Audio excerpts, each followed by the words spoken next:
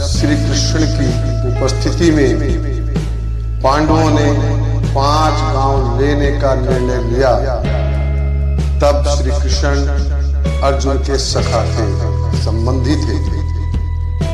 और जब श्री कृष्ण पांडवों के लिए 5 गांव का प्रस्ताव लेकर कौरवों के पास गए, तब वह पांडवों के संदेश वाहक थे।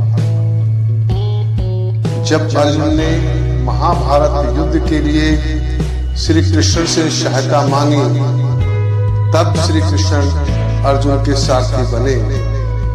और जब अर्जुन दया के वशीभूत होकर विशाप को प्राप्त हुआ, तब श्री कृष्ण उन्हें अर्जुन के सखा बन गए। परंतु जब अर्जुन ने श्री कृष्ण से याचना की कि हे केशव जी, मैं इस समय के कर्तव्य मूढ़ की अवस्था में हूँ, अतः मैं इस समय शिक्षा के योग्य हूँ, तब श्री कृष्ण अर्जुन के गुरु बन गए।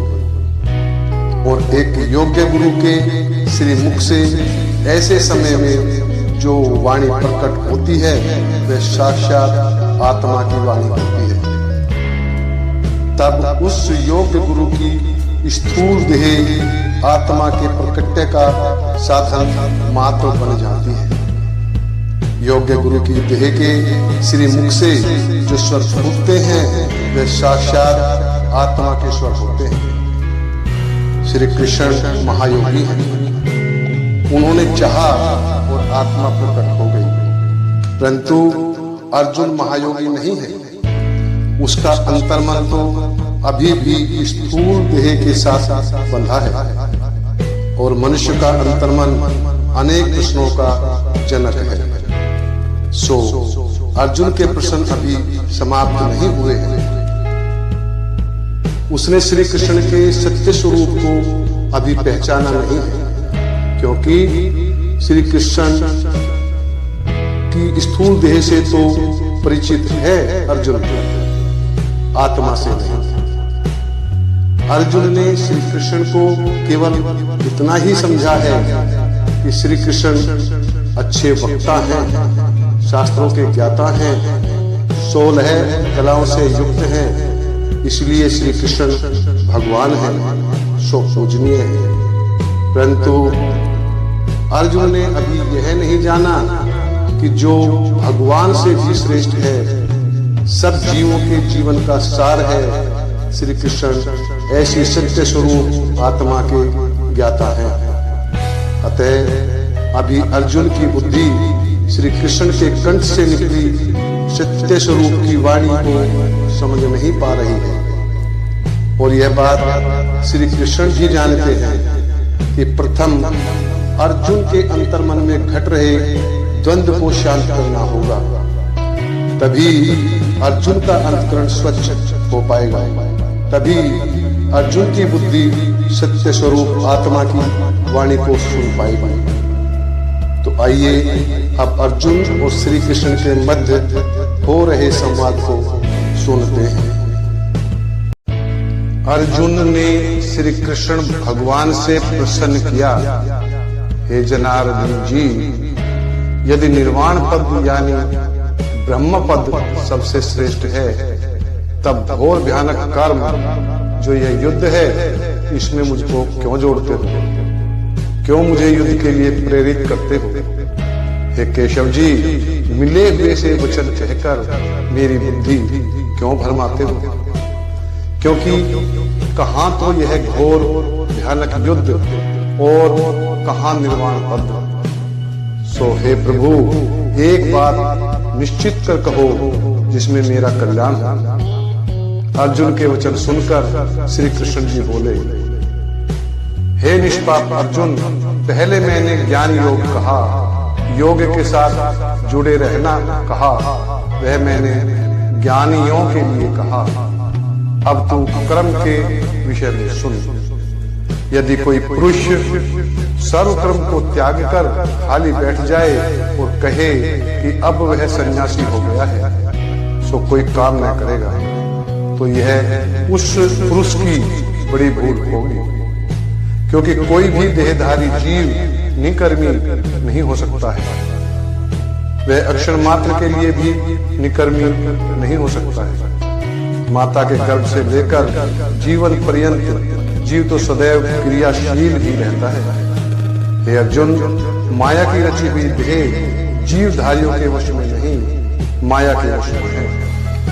माया के वशीभूत कुछ ऐसे योगी वैरागी हैं जो बाहर की इंद्रियों पर संयम करके बैठते हैं तथा मन में भोगों का चिंतन करते हैं। ऐसे योगीश्वर पाखंडी होते हैं। और जो इंद्रियों से काम लेकर मन को निश्चल भाव से मेरे साथ लगाए रहते हैं, वो इन पाखंडी योगीश्वरों से भले और श्रेष्ठ होते हैं। हे अर्जुन, यह देह बिना कर्म किए नहीं रहते, अतः तू क्षत्रिय है सो युद्ध कर। हे अर्जुन, यह जो भगवान का रूप है वह तू मुझे समझ और अपना चेता मेरे साथ रख। जो मेरे से अलग चेता रखकर कार्य करते हैं वही बंधनों में पड़ते हैं। अतः मेरी आज्ञा मानकर तू कर्म कर और फल की इच्छा न रख। हे अर्जुन, अब तू देवताओं के विषय में सुन। जब जगन पुरुष भगवान ने देवताओं को प्रसन्न करने हेतु यज्ञ की योजना बनाई तो यज्ञ सामग्रियों को भी उपजाया। ब्रह्मा जी ने मनुष्यों को आज्ञा दी कि हे मनुष्यों, इस सामग्री से भगवान के अंग रूपी देवताओं का भी पूजन करो। तुम देवताओं से जो कामना करोगे सो पूर्ण होगी। अतः मनुष्य देवताओं की पूजा करने लगे। हे अर्जुन, देवताओं में मनवांछित फल देने का सामर्थ्य है और मनुष्य देह का कल्याण भी देवताओं से है।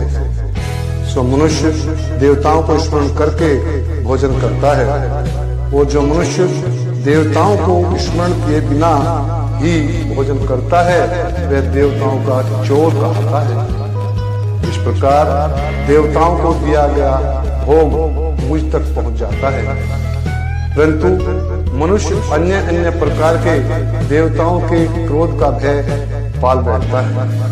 हे कुंती पुत्र अर्जुन, जो मनुष्य खेती करते हैं, चक्की में अन्न पीसते हैं, ओखली में अन्न कूटते हैं, चूल्हे पर भोजन पकाते हैं, बुहारी से भूमि को बुहारते हैं या पैरों से चलकर कीड़े मकोड़ों या अन्य जीवों का घात करते हैं, ऐसे मनुष्यों को जीव घात का पाप नहीं लगता यदि वो मेरा स्मरण करके भोजन करते हैं।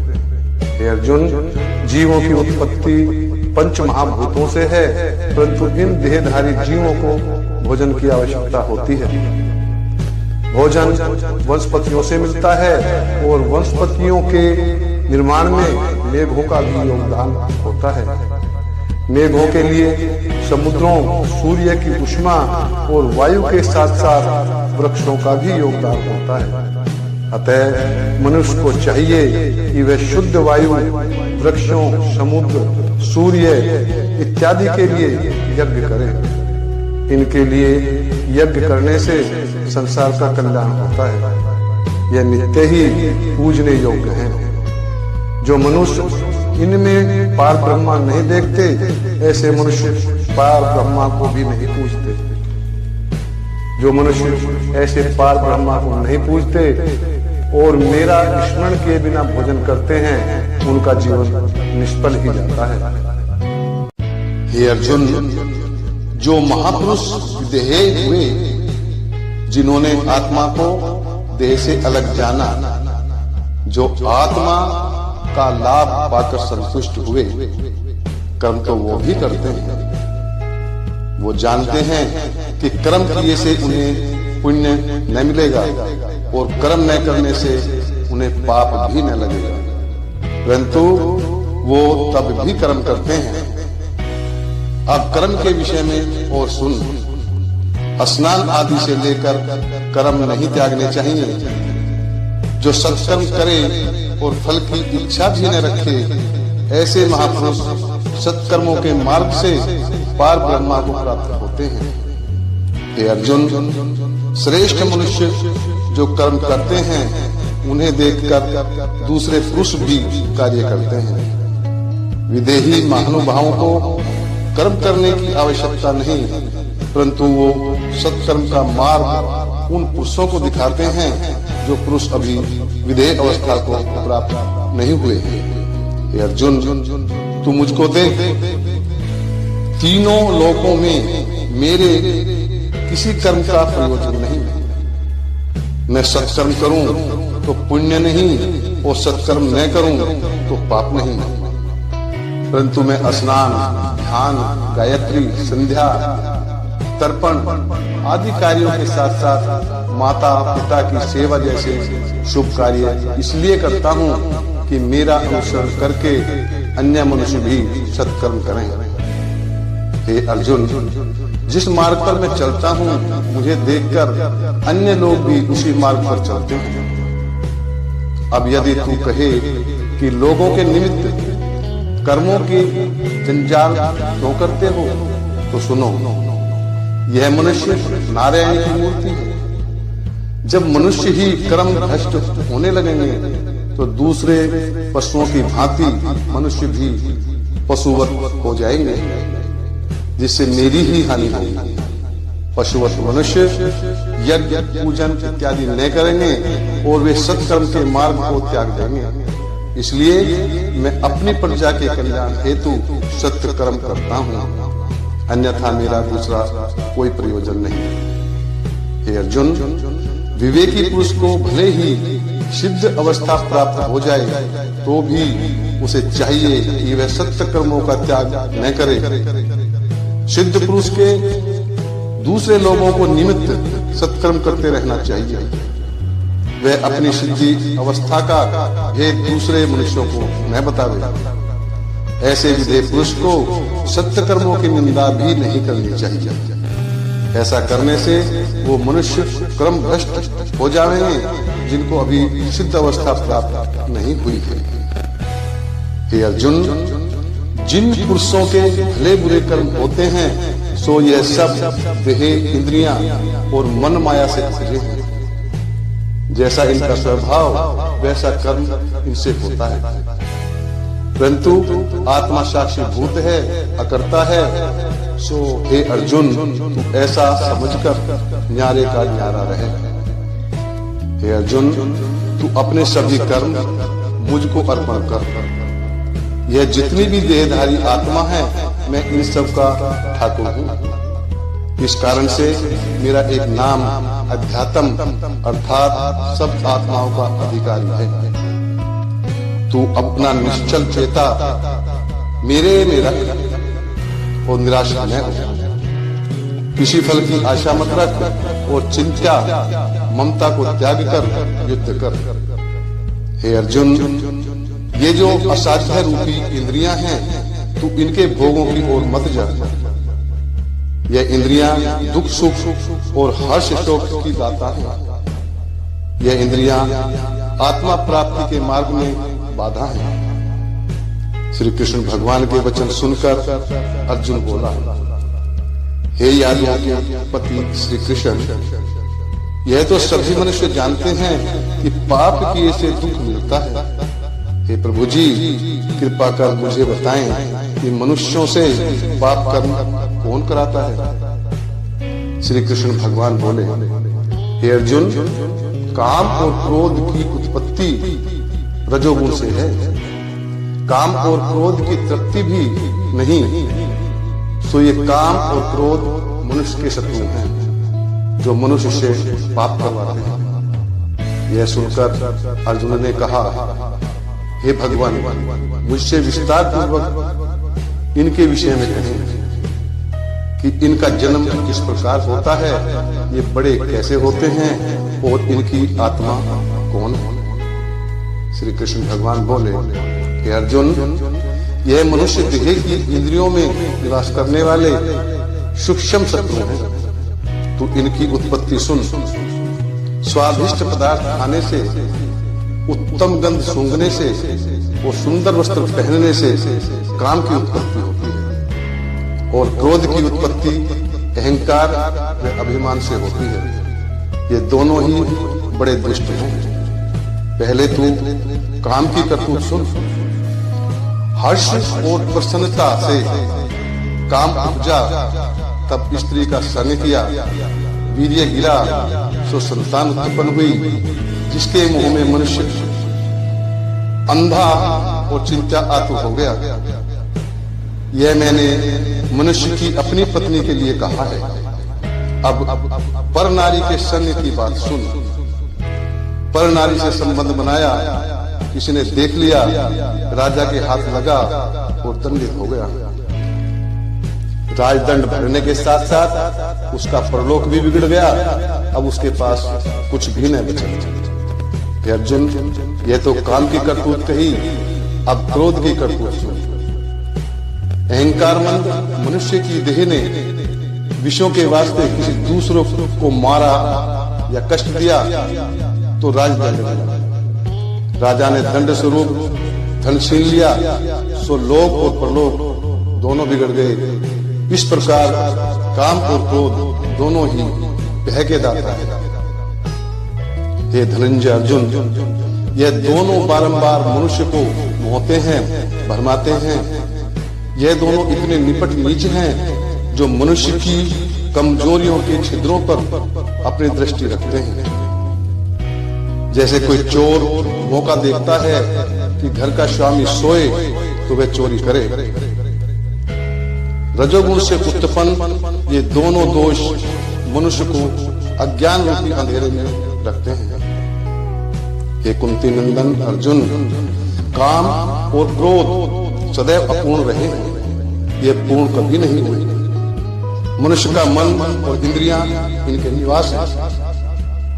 यह दोनों मन के द्वारा मनुष्य के चित्त और बुद्धि को अपने वश में रखते हैं, परंतु यह दोनों ही अज्ञान रूपी पाप है। सो हे महाबाहु अर्जुन, तू इनसे प्रीत न कर, अपने बुद्धि विवेक से आत्मा के साथ जुड़ और अपने आत्म बल से इन पर अपनी विजय प्राप्त कर।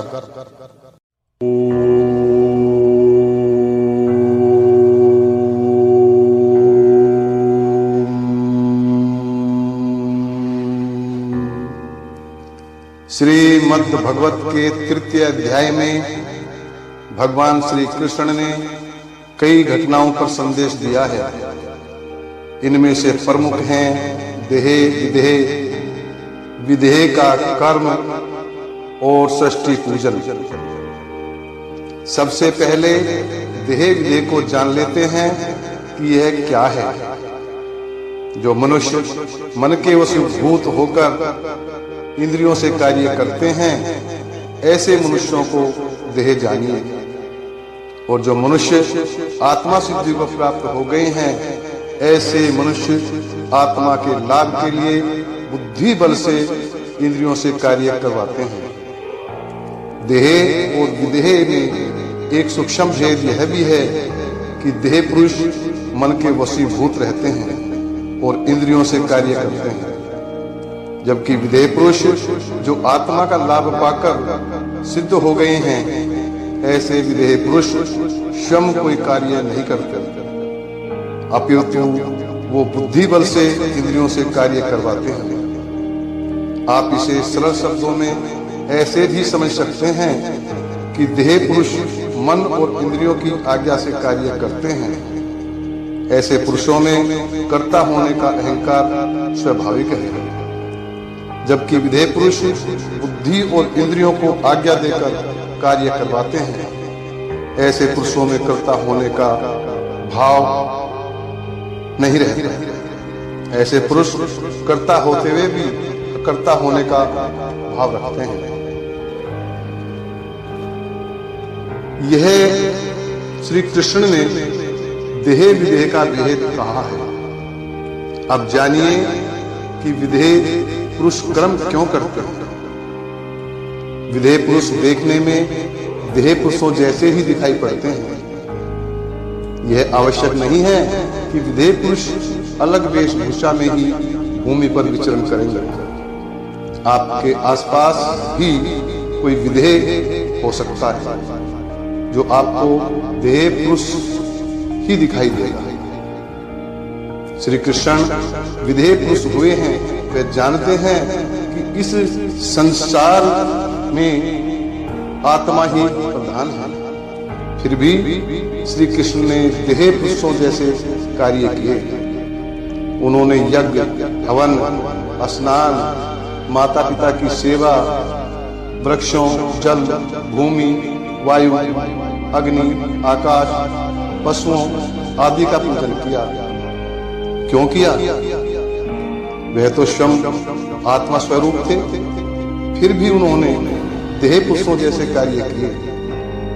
सो इसलिए किए कि वे जानते हैं कि इस संसार में सभी विधेय पुरुष नहीं है और देह पुरुषों को सत्कर्म कर्म करने की प्रेरणा देना अति आवश्यक है। यदि कोई विधेय पुरुष भी हुआ तो क्या निकम्मी हो जाएगा? कदापि नहीं। देह या विधेय कार्य तो दोनों ही करते हैं। भेद केवल इतना है कि विधेय पुरुष सत्कर्म करने की प्रेरणा देते हैं और देह पुरुष विधेय पुरुष से प्रेरणा लेकर सत्कर्म करते हैं। यह श्री कृष्ण ने विधेय का धर्म बताया है। अब षष्ठी पूजन की महिमा को सुनिए। श्री कृष्ण गोवर्धन पर्वत को पूजते हैं कि गोवर्धन को सुरक्षित किया जा सके, कि गोवर्धन से उनके पशुओं को आहार मिलता रहे, कि गोवर्धन को हरा भरा रखा जा सके, कि गोवर्धन को स्वच्छ रखा जा सके।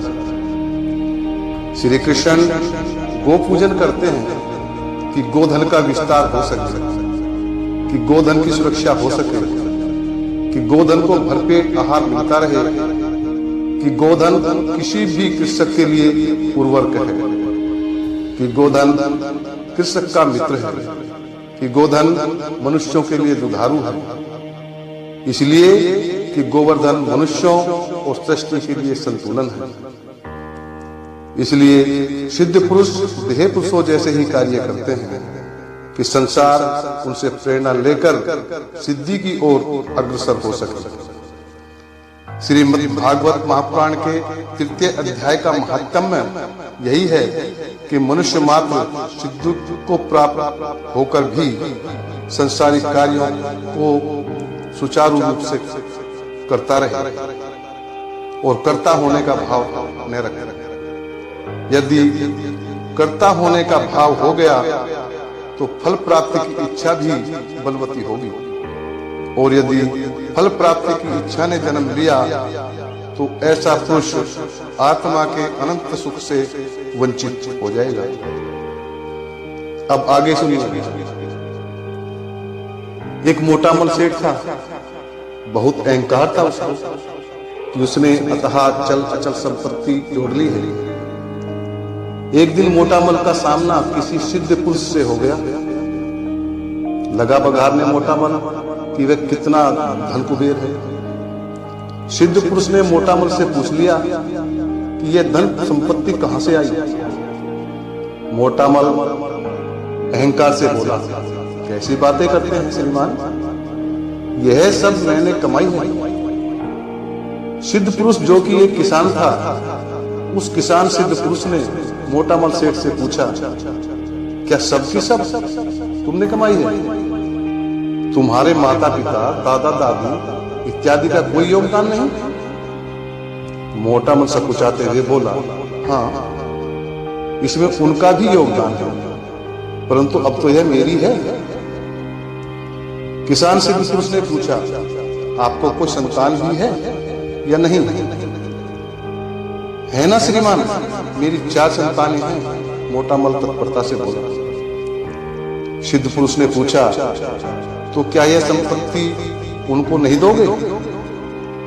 मोटा मल आश्चर्य से बोला, आप भी न जाने कैसी बातें करते हो। यह संपत्ति मैं उन्हीं के लिए तो जोड़ रहा हूं।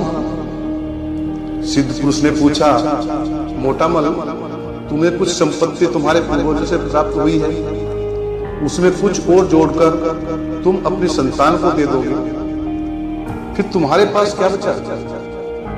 मोटा मल आश्चर्य में पड़ गया। वह बोला, हे श्रीमान, आपको कुछ सिद्ध पुरुष दिखाई पड़ते हैं? कृपया विस्तार से कहिए कि आप क्या समझाना चाहते हैं।